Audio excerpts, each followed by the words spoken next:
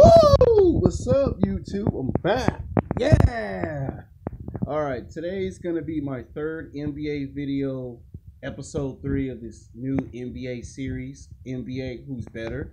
Today's episode is gonna be the legendary three-point shooter, sharpshooter Ray Allen versus Reggie Miller. It's Miller time. It's gonna be Ray Allen versus Reggie Miller. And that's gonna be in the description. But the name of the video is gonna be called the Milwaukee Bucks versus the Indiana Pacers. Ray Allen versus Reggie Miller. Now this will be when they're in their primes, of course. I don't want to take Reggie Miller at the end of his prime or past his prime, and then Ray Allen that's with the Boston Celtics, because at that point they weren't playing against each other. But when they were in the height of their career, they were going against each other like nobody's business. So let's break down the video, shall we? Now let's start with the Milwaukee Bucks. Now the Milwaukee Bucks is an NBA franchise that's been in the NBA for like 70 years. 65 to 70 or possibly 75 years they've been around. Now this basketball team has won basketball games. They have lost basketball games. They have made playoffs. They have won basketball games in playoffs. They have lost basketball games in playoffs in the past 4 decades. And in those 4 decades, they only managed to win one NBA championship and one NBA championship. And that was when they had the legendary great Kareem Abdul-Jabbar. He led them to their first NBA championship. And they've been in a lot of NBA finals. You know, they've played against the New York Knicks.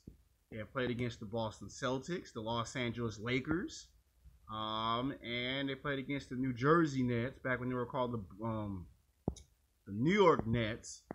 You know, before New York ended up having 2 basketball teams.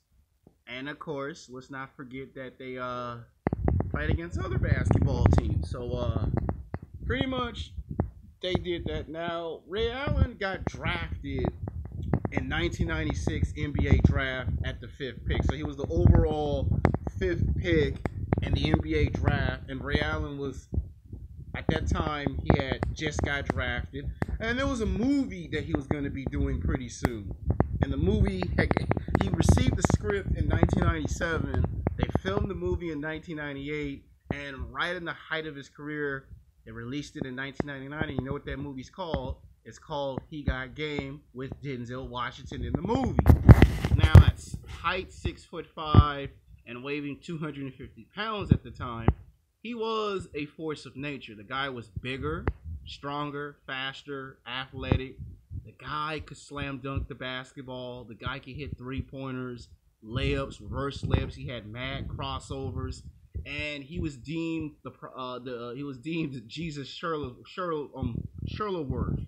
Like, he actually got called that in the NBA because of the movie He Got Game. And he lived up to the name of the movie, He Got Game, because Ray Allen did have a whole lot of game.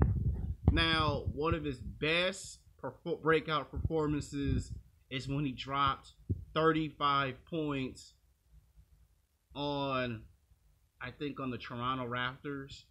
And he helped the Milwaukee Bucks win a total of 10 games. I think they went on a 10-game winning streak. I think his 2nd or 3rd season in the NBA, he went on a tear. He won 10 games in a row.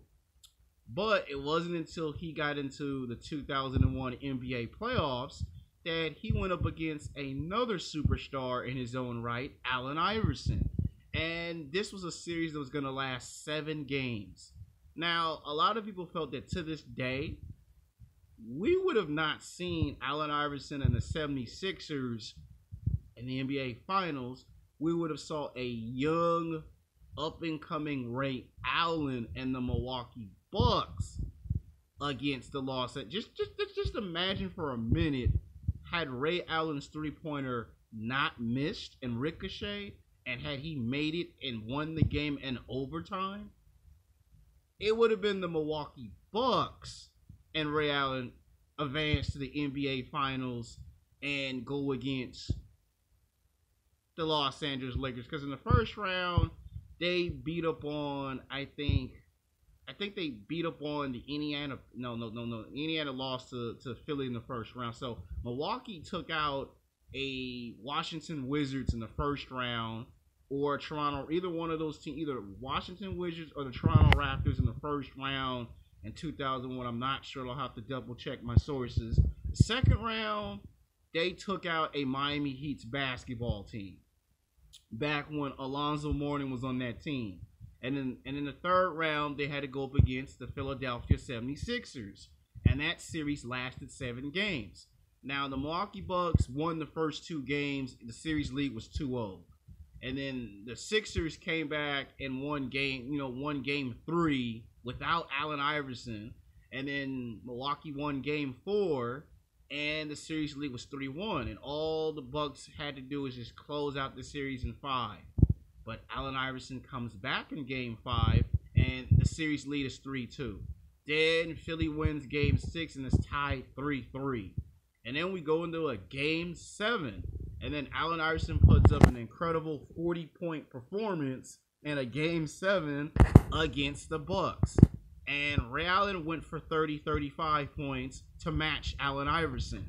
And right when Ray Allen caught up and got 40 points himself, all Ray Allen had to do was hit 1 3-pointer, and the game would get set into overtime, or they would win it, and they would advance to the NBA Finals. Ray Allen was going to actually do something in his NBA career that only a few players do. He was going to actually go to the finals in his career. After 5 years in the NBA, he was going to go to the finals. And I think at that time, Ray Allen was like 23, 24 years old when he was going against Allen Iverson. Allen Iverson was 26. And these guys were going at it. Like, this was the battle of the 3-pointers. I mean, you look at Allen Iverson hit a 3, Ray Allen come back hit a 3. Allen Iverson steals the ball 9 times. Ray Allen steals the ball 9 times. Ray Allen go for a slam dunk, Allen Iverson go for a slam. It's like, oh shit. Like, this was a matchup. When they talk about NBA matchups, this is what I always think about in 2001's third round of the Eastern Conference semifinals of 2001's NBA playoffs. I always think of that matchup. And when Ray Allen's 3 ricocheted and missed at the buzzer, yeah, he broke down. He cried because he was that close to going to the NBA Finals, and Allen Iverson went to the Finals. But it also showed that Ray Allen could play in Game 7s. He could play in a 7-game series, and it also showed that somewhere in this future, he would learn from that mistake. And he has learned from that mistake. After playing 7 seasons with the Bucks, he got traded to the Seattle Supersonics before they got changed to Oklahoma City Thunder. And again, he was put in another situation where he was in the Western Conference and he was going up against San Antonio. And the same thing happened again. He went for a 3, but Tony Parker's 3 went in. They lost to the Spurs. And again, he was this close to going back to the NBA Finals. It's like twice that this happened to Ray Allen. And at that point, Ray Allen was like now 32, trying to figure out, what do I have to do to get to the finals? And we all know that he got to the Boston Celtics. He went to the NBA Finals. And then, of course, we all know what happened. He got traded to the Miami Heat, and he had shown at the age of 36, going on 37, that he finally came a long way when he saved LeBron James's NBA career. For those real basketball fans, everybody knows it's true that if it weren't for Ray Allen hitting that 3-pointer in their second championship run of the Miami Heat, LeBron would have lost to the Spurs in 7 games, and you would have not seen LeBron win back-to-back NBA championships with the Heat. It was Ray Allen's 3 that saved LeBron James. And that's how Ray Allen ended up with 2 NBA championships. One with the Boston Celtics, one with the Miami Heat. Now, that shows in Ray Allen's development that every now and then the guy can dig deep in his soul and like they said, he got game, and they made that joke when LeBron won his second title, and they said, I guess Jesus came down and saved LeBron James, because LeBron wasn't going to walk away with a second title with Tim Duncan and them San Antonio Spurs. You know, so he played with the Bucks, the Seattle Supersonics, now Oklahoma City Thunder. Then he was with the Boston Celtics. And then you look at his career, he gone to the finals twice with Boston. And then he goes to the finals a third time so he's gone to the NBA finals 3 times in his NBA career, and he wins 2 championships. And you see, not only Ray Allen was good at doing this, Ray Allen showed that he could rise to the occasion and be the X factor to help. So if you think about it, it's actually Ray Allen who helped the Heat win their second title, and it gave him his second championship, but he gone to 3 finals. And this shows in his maturity and his growth that he had came a long way, and he learned his mistakes. He learned from that 2001 ordeal of losing to Allen Iverson and the 76ers to having the same thing happen to him again in the 2003-2004 NBA season when he made the playoffs and he was going against the San Antonio Spurs. He learned from that as well. And this is what made him into the player that he is. Now, he is retired, but he's come along great, and this shows the guts of Ray Allen. Now, for another shooter, Reggie Miller. He's from Los Angeles, California. He lives in Riverside, and he went to UCLA College for 3 years, played 3 to 4 years of college basketball, comes into the 1987 NBA draft. I think he was either number 2 or number 3 or number 4. Can't quite remember. And he gets picked by the Indiana Pacers. Now, the Indiana Pacers, by this point, they were a franchise that came in the late 60s, early 1970s, and they won 3 championships. Now, this is before they became a part of the NBA. They won 3 NBA championships. And this organization won a title in 1970, 1972, 1973. So the Indiana Pacers, in their franchise history, actually gone to the NBA Finals 6 times and won 3 championships out of the 6 times they've gone to an NBA Finals. Now, when Reggie Miller gets to the Pacers, he was the point guard / shooter that they need. This guy stole the ball 9 times a quarter. Every quarter, he would steal a ball 9 times. The first quarter, the second quarter, the third quarter, the fourth quarter, he steals the ball 9 damn times. And the guy scores 20 points in every single quarter. And by the end of the game, he got some 35, 40 plus points. Like, it's ridiculous the way Reggie Miller would do this. Like, this guy was like 6'2" or 6'4", 180 pounds. And this guy was so fast and so quick that by the time you reacted to him hitting a 3, he would turn around and hit 5 more 3s after he just hit one. And it became difficult to stop Reggie Miller. He would run all over the place. The guy would even go as far as to hit 3s on big people. Like, you could be a 7-footer center and he would stop and hit a 3 on top of you. You could be his same height and it didn't matter to Reggie. You could be 2 people on him, 3 people on him, and Reggie still hit a 3-pointer on you. That's how much heart and guts Reggie Miller had. But Reggie Miller's best performances came against the legendary great Michael Jordan. Oh yeah, you remember those matchups in the season. Talking trash to Michael. Michael talking trash back to Reggie. Michael hit a 3 and slam dunk and look at Reggie. How you like me now? Reggie come back and hit a 3 and look at Michael. It's Miller time. They just go back and forth, back and forth. Just kick-ass matchups. And let's not forget his matches against the Miami Heat. And let's not forget his confrontation with his all-time rival in the NBA in the 90s, the New York Knicks. Remember Patrick Ewing? Remember John Starks? Remember those boys? Remember how they used to always match up every time a fight break out? It was always because Reggie Miller would talk shit. Remember that? Reggie would hit a 3 and look at Patrick Ewing, go block that. And Patrick Ewing would come slam dunk and look at Reggie like, go dunk that. back and forth NBA matchups. As a kid, I enjoyed the physicality. I enjoyed it. Woo! I mean, it was that breathtaking of a matchup.